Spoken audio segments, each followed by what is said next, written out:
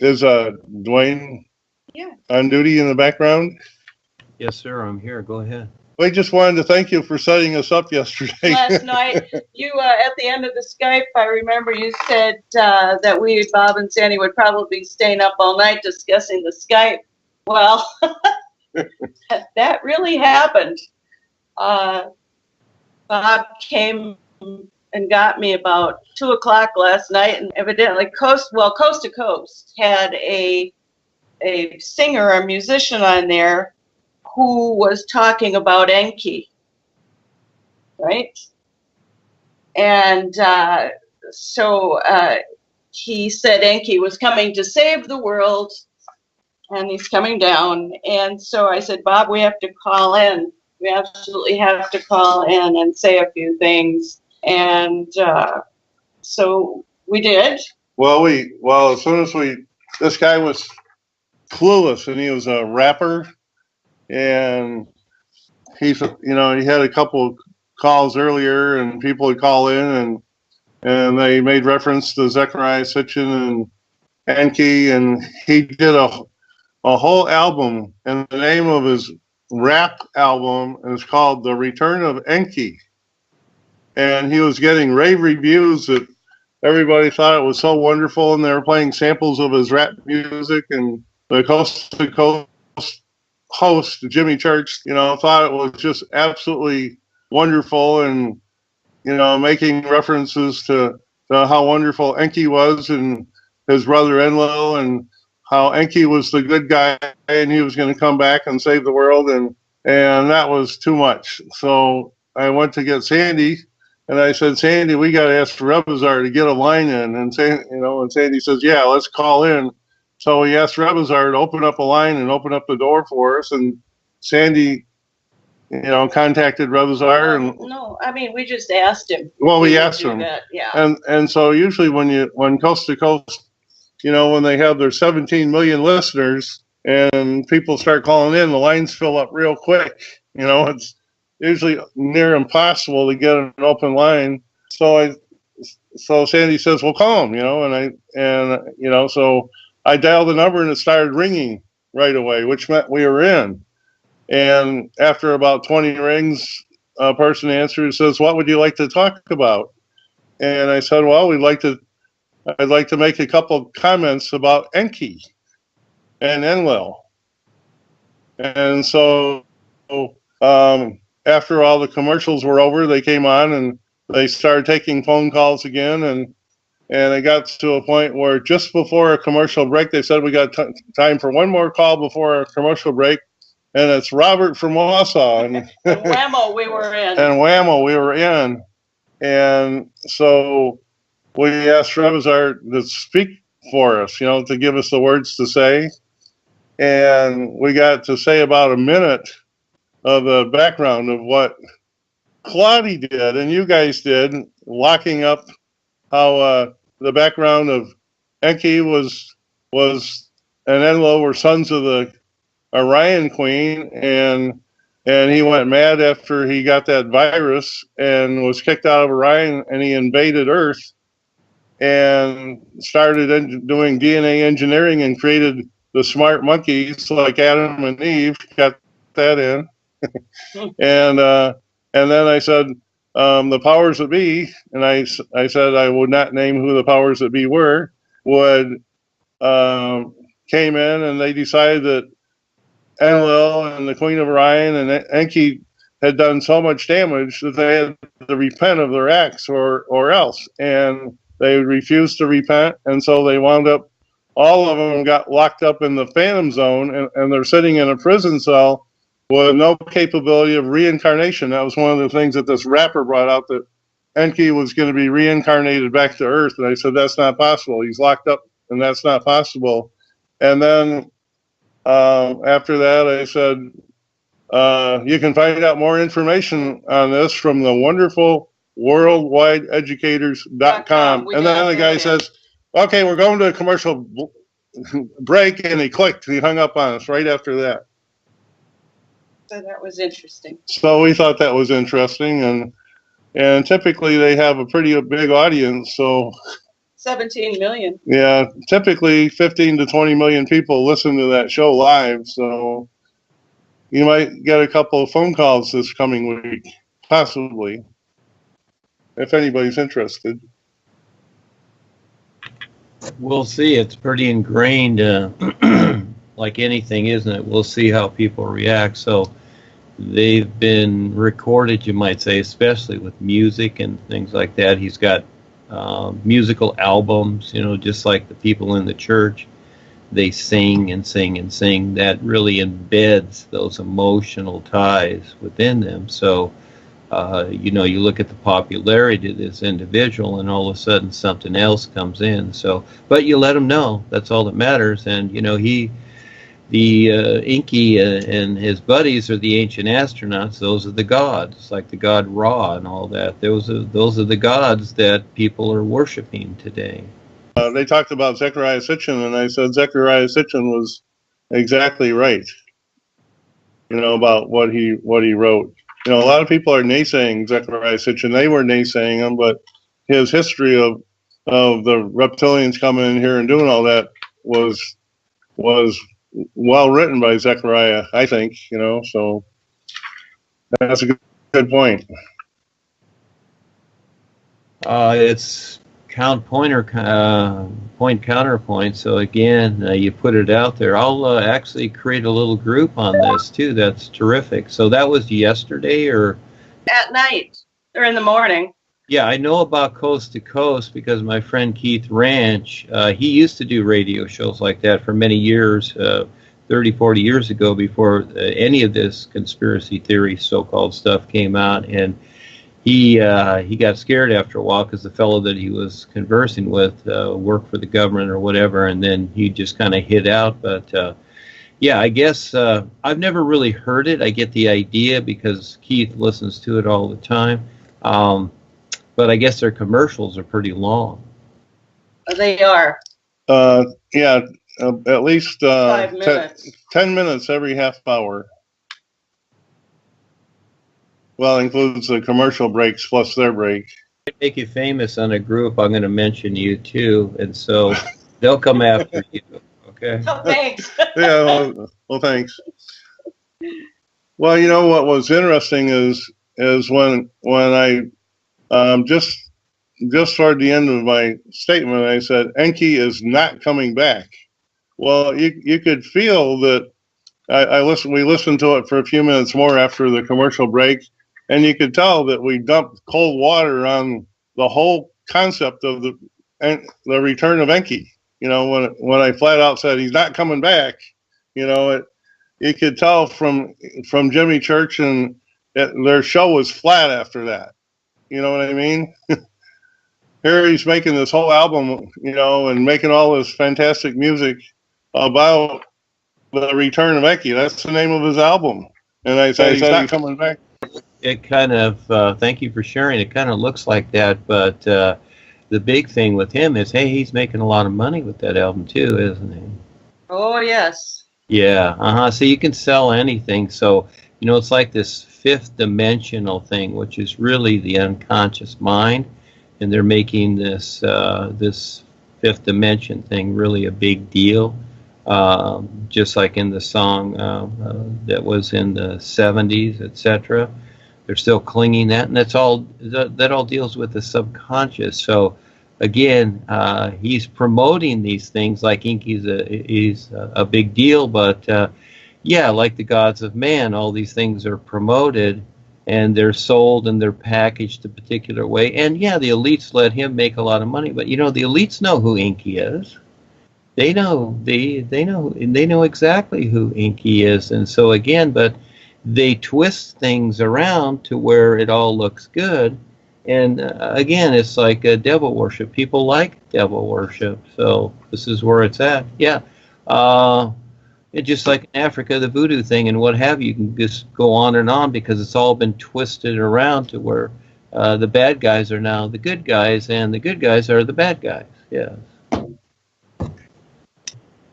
For sure. You know, this last week I'd been looking up a lot of friends in Eckas that I'd known in the past, and lo and behold, a lot of them have died already, and some of them were shocking to me, especially one. He was a big, strapping, healthy man, came from farm stock, so big, muscles and bone structure. Anyway, he had started ocean grown or sea ponics.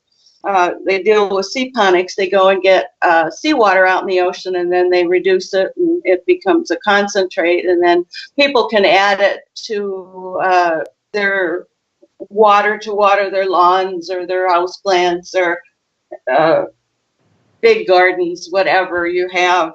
Also at Ocean Grown, I'd actually worked there for a while in the office, and they grew wheatgrass with sea ponics, with seawater. They grew tomatoes and basil, basically it. And this person who had started the company was drinking the wheatgrass juice every day, and he ate very, very clean and very, very healthy. But being an Eckist, he probably was very, very tap-lined. He ended up getting cancer and got very, very sick at the end. In fact, I had a dream about him after I had read about him. And in the dream, I was in some sort of university. And anyway, that was the setting. I had a little girl with me, and I'm walking down the stairs, and down the stairs comes, we'll call him Don, and I hardly recognized him. He was hunched over, his face was wrinkled, he looked pretty bad, he looked like he felt really bad. And he had a woman who had her elbow through his elbow, and she wouldn't let go of him, even to hug me. I had to hug both of them when I saw them, and I kind of laughed because he always said, "I hope I don't meet my ex-wife after I die," because she was awful, and maybe that's who he was with. But anyway, I just thought it was kind of interesting. Also, there was another Eckist. I'm going to say her name is Linda O'Flaherty, and she was an Eckist, and she had moved to Tucson. Her and her fiance had bought motorcycles, and on their first run out, they were killed by a semi-truck.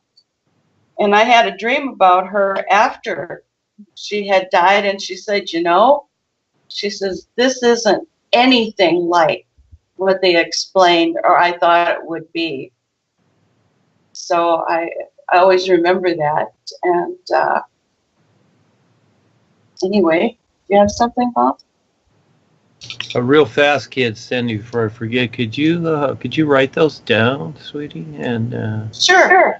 yeah, those are very good. So it's either his ex-wife or it's Joni, the old thing, elbow to elbow, rubbing elbows. Oh, sure. Hadn't thought of that. Yeah, see, when you have these experiences and you see something demonstrated, kind of look along the lines of old sayings. Okay, so it's kind of like, people will hang around certain areas or go to certain parties because they want to rub elbows with politicians or movie stars, you see? Yeah. Yeah, and then so that because they want a connection or they want a bond there. So, yeah, it's either his ex-wife, which, he didn't want to see, but, the thing is that really probably what it was is that because of all the things that they had together, he didn't want to face her. And so, yeah, they're still stuck together because, again, she's got her attitude, and maybe he doesn't want it, but maybe she does or whatever. Again, and it's awareness, and the other one too. Yeah, those are very, very good. Yeah, those are fun experiences. Yes, thank you. You're welcome. The other day, not only do we get symbols and things in the dream, but we get them during our waking hours also. And I was in a store shopping, and department store. And anyway, I happened to be in the place where they have dishes and cups, and my eye went to this one iridescent, it's a deeper lavender cup, and it had a fishtail like a mermaid on it, and I picked it up, and inside it said, "I am a mermaid." And then later I went to look at something else, and there was like a jewelry holder with the plastic little things on it to put earrings in. And it said, "I am a mermaid" again. So I immediately, of course, thought of Ursha. And Margie just showed up, so she'll be. Well, you don't have a cat or dog, but you can down here. Yeah. Anyway, we get symbols all the time. Bob and I have recently changed our diet here. And, Right. yeah, pretty much. Yeah. It's all right. Anyway, I had asked Phoebe Quantz to give me some pointers or to help, and I had actually forgotten I had asked him.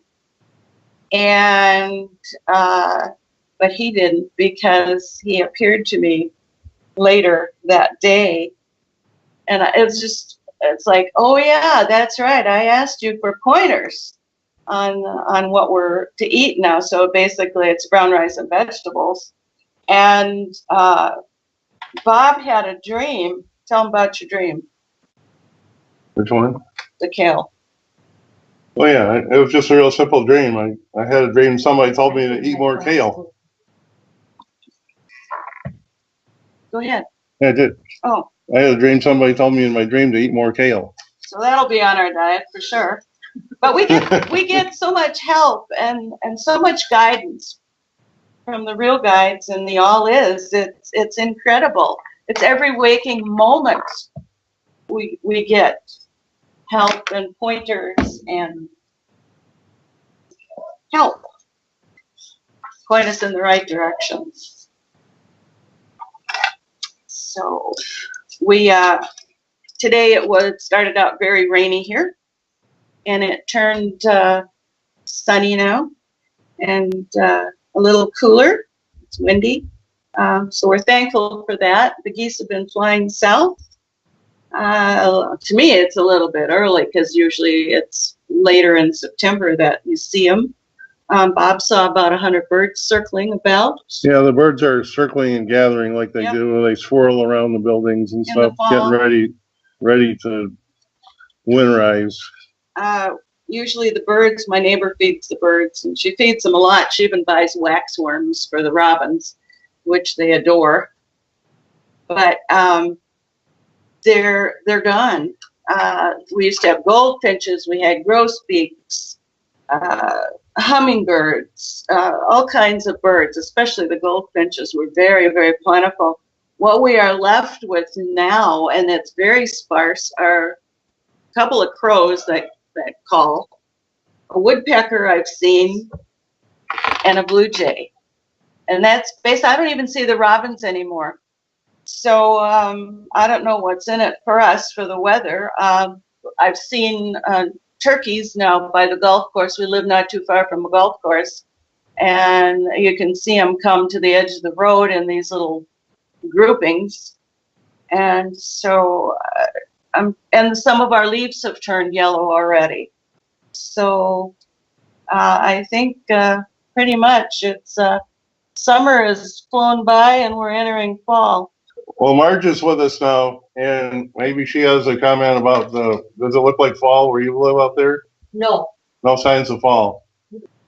Okay. I did notice on the roof of the barn that there were certain kind of brown birds that had gathered.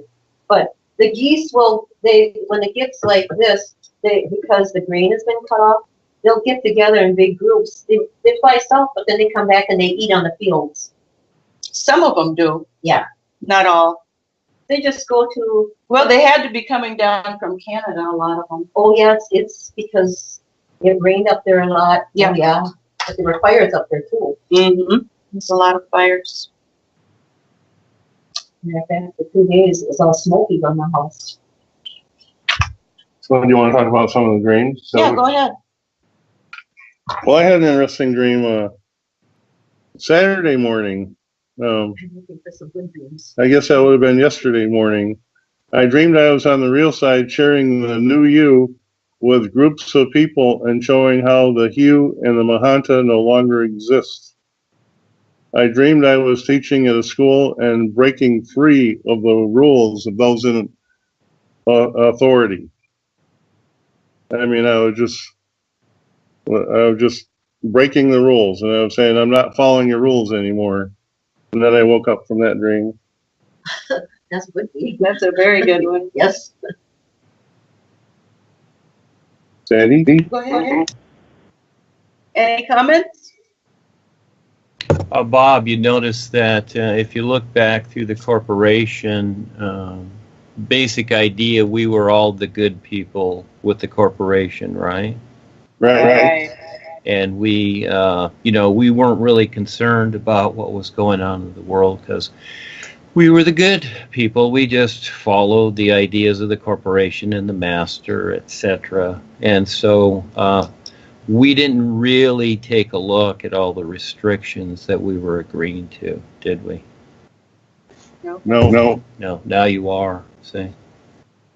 Yeah, and it's very real, isn't it? Just like that experience where, see, all these things tie together as you're sharing the experience of, was it those two in the motorcycle when they got to the real side, they said, well, I didn't expect this. They were probably like nowhere. Right. Yeah. I also had a dream that I thought was kind of interesting. You know, I went to sleep asking Rebazar to show me things that I need to know. And so I in my dream, I remember meeting these guys who were in charge of controlling the gambling racket of sports. There were like 3 or 4 guys. They looked mafia, Italian, you know, they had that look to them. And they were not humorous type of people. They were very, you know, like they just as soon shoot you as look at you kind of people. And I remember when I was a kid, my dad used to sell surplus stuff to a guy that had a business right off the east side of Midway Airport in Chicago. And when I was a young kid, I didn't find this out until later, but every time Frank Sinatra came into town, he would go over to the terminal and greet him and welcome Frank Sinatra to Chicago. And later on, I found out they were all part of the Chicago Mafia. And so I was thinking about that, and this guy's name was Joe Bubna. He's long gone now, but so I asked these guys in my dream, I said, if they knew Joe Bubna from Chicago. And these guys gave me a very serious, grim look on their face, and they said, we do not discuss things like that. And then I woke up from that dream.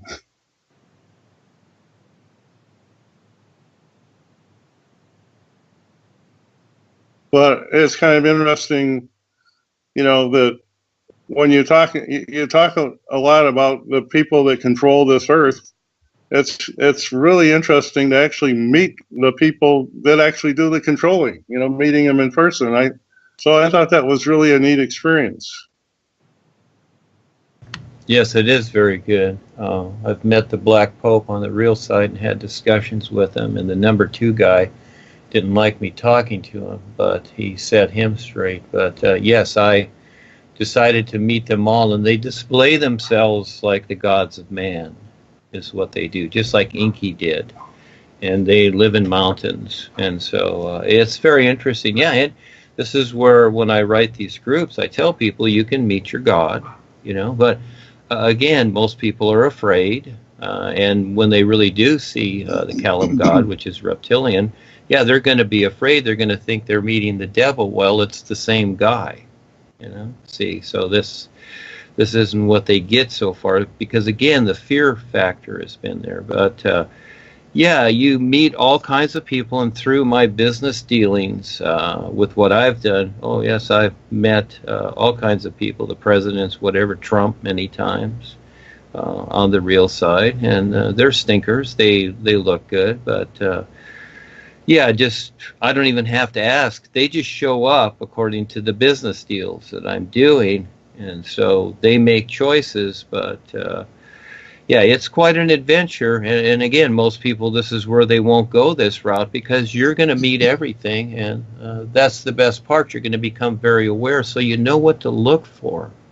So you're not encased in being asleep to what's taking place. There is a difference, yeah.